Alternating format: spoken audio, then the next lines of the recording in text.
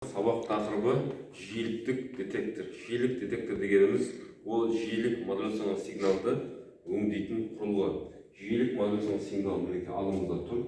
Яғни бұл сигналда ақпараты оның жиілігінде болады. Жиілігі үнемі айнымалы болып тұрады. Амплитуд сигналдың бәрі әрқашан бірдей. Енді алдында ең бірінші бізде жиілік детектор тербелмелі контурдан және диодтық детектордан тұрады. Енді тербелмелі контур бізде резонанс жиілігіне белгілі бір резонанс жиілікке тұрақталатынын білеміз. Сол жиілікте ол сәйкес келген сигналды оның үлкейтіп амплитудын күшейтіп жібереді. Ал егер ол жиілікке сәйкес келмесе, онда ол сигналды бәсеңдетеді. Мына жерде бізде тербелмелі контурдан шығатын сигнал амплитудасы жиілік резонансына сәйкес келгендіктен амплитуды үлкейіп, мына жиілік тербеліс контурдың резонанс жиілігіне сәйкес келмегендіктен амплитуды кішірейеді.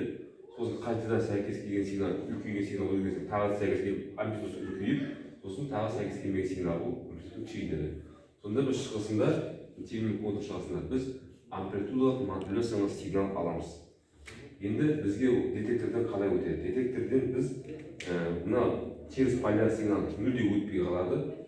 Оң поляр сигналға өтеді. Конденсатор С2 бізде яғни оны разрядтайды. Конденсатордың жұмысы бізде зарядталу және разрядталу.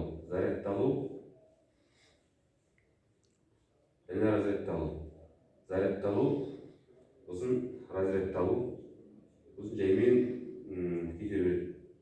Өсті төмендеп шығатын қайттан зарядталып, өсіп кете береді.